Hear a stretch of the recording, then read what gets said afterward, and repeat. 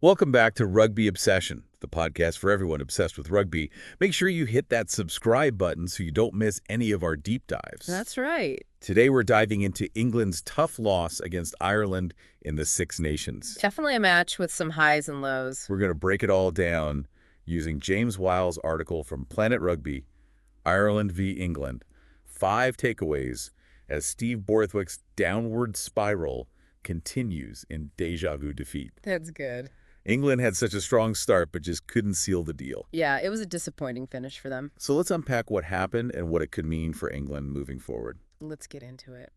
That first half, English fans were on the edge of their seats. For sure, they were really dominating. They were controlling possession, ruling the territory, and their attack looked so dangerous. Yeah, they had a lot going for them. What really stood out to you in that first half? Well, one thing that was really interesting was how England just disrupted Ireland's ruck game. It was impressive.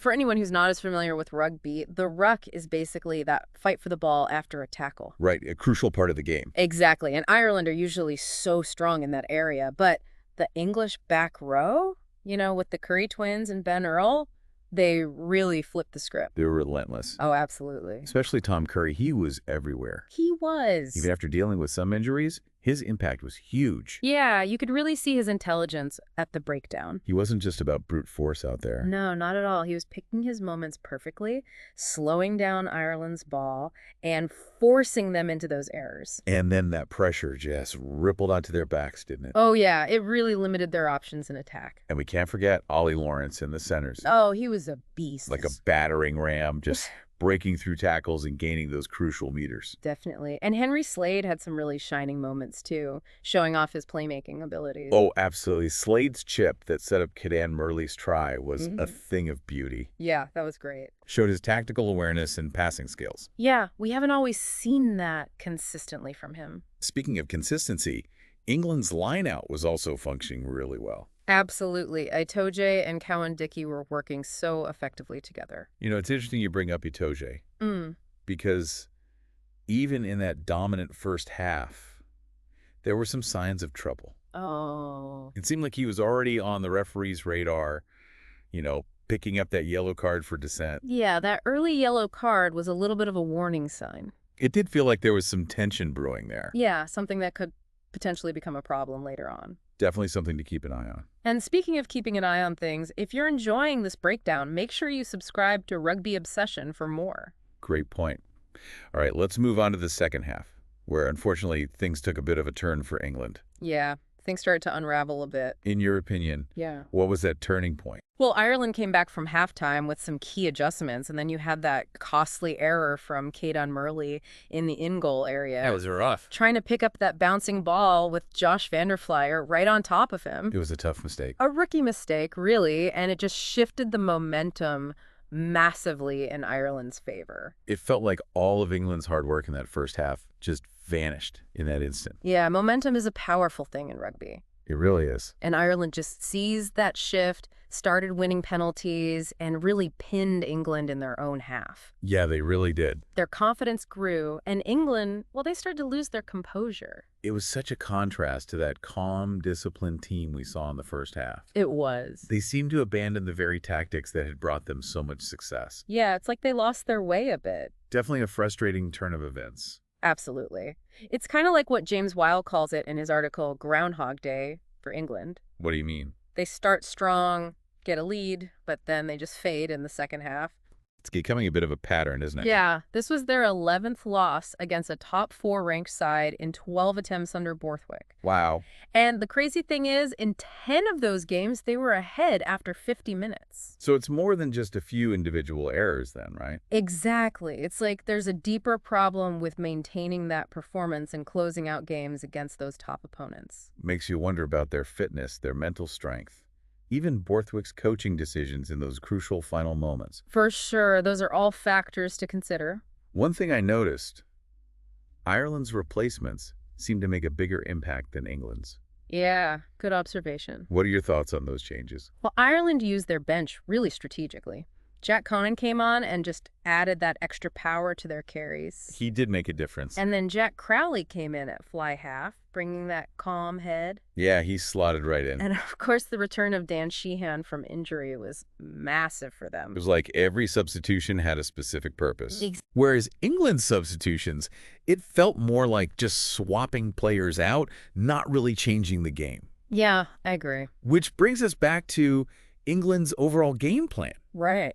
They were so effective with that disruptive back row in the first half. Why move away from that? It's a good question.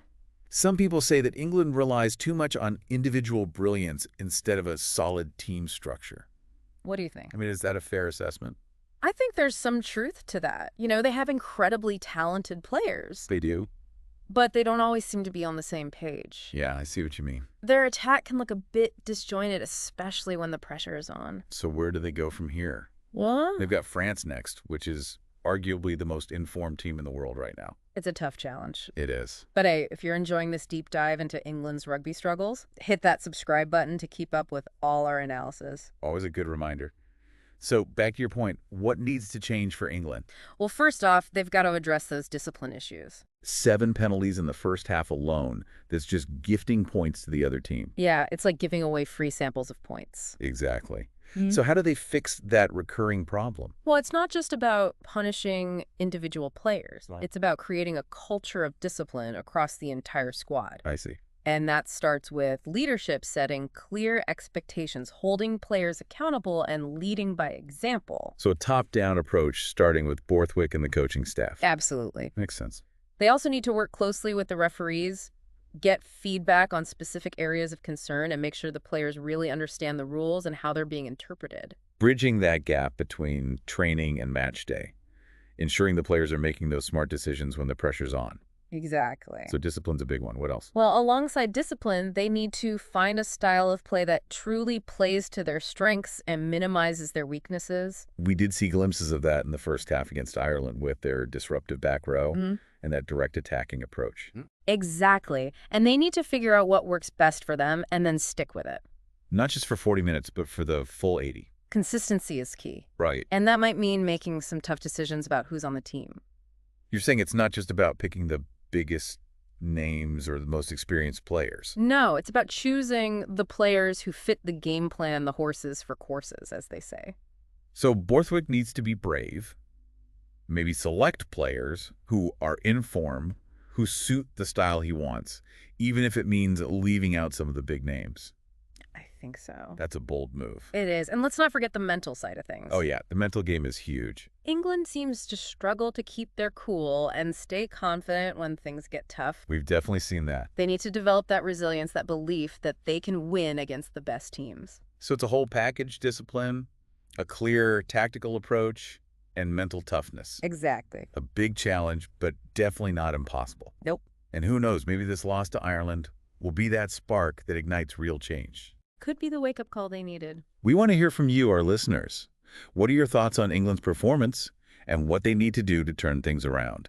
Head over to our social media channels and join the conversation. We'd love to hear from you. And if you're hungry for more in-depth rugby analysis, don't forget to subscribe to Rugby Obsession. We'll be back with another episode soon, breaking down all the latest action and tackling the big questions in rugby. Stay tuned. We're back and ready to explore some potential fixes for England as they gear up for their next Six Nations clash against France. Big challenge ahead, but every cloud has a silver lining, right? Definitely. Even though this loss to Ireland was disappointing, it can be a really valuable learning experience for them. It's a chance for England to figure out their weak spots, address them, and come back stronger. Exactly. So let's tackle that elephant in the room: discipline. It's a big one. 7 penalties in that first half alone. It's basically an open invitation for the other team to rack up points. Yeah, how can they fix this? It keeps happening. It's not just about cracking down on individual players, right? No, it's about building a culture of discipline across the whole squad. Okay, I like that. It starts with leadership, setting those clear expectations, holding players accountable, and leading by example. So a top-down approach, starting from Borthwick and the coaching staff. Absolutely. Got it. And they've also got to work closely with those referees, get feedback on those specific areas where they're struggling, and make sure all the players really understand how those rules are being interpreted. It's about making that connection between training and the actual match, making sure the players are making smart decisions under pressure. Exactly. Discipline is huge. What else? Well, along with discipline, they need to find a style of play that really highlights their strengths and minimizes those weaknesses. We did see some of that in the first half against Ireland. Remember that disruptive back row and that direct attack? Exactly. They need to figure out what works best for them. Just stick with it. Not for 40 minutes, but for the whole 80. Consistency is key. Makes sense. And that might involve making some tough calls when it comes to picking the team. So you're saying it's not about just picking the big names or the most experienced players? No, it's about choosing the players who fit the game player, the horses for courses. Right. So Borthwick needs to be bold, maybe select players who are on fire, who fit the style he wants, even if it means leaving out some of those big names. I think so. That's a tough call. It is, and don't forget about the mental side of things. Oh, the mental game. That's huge. England seems to struggle to stay calm and keep their confidence when things get tough. We've seen that happen a few times. They need to build that resilience, that belief that they can win even against the toughest teams. It's a whole package then. Discipline, clear tactics, and mental strength. Exactly. Big challenge, but definitely not impossible. No, not at all. And hey, maybe this loss to Ireland will be that turning point, that wake-up call they needed. I hope so. We want to hear from you, our listeners. What are your thoughts on England's performance, and what do they need to do to bounce back? Head over to our social media, and let's chat. We love hearing from you guys. And if you just can't get enough rugby analysis, make sure you hit that subscribe button for Rugby Obsession. Absolutely. We'll be back soon with another episode breaking down all the latest action and tackling those big rugby questions. Sure. Thanks for tuning in to the Rugby Obsession podcast. We can't wait to have you back for our next episode.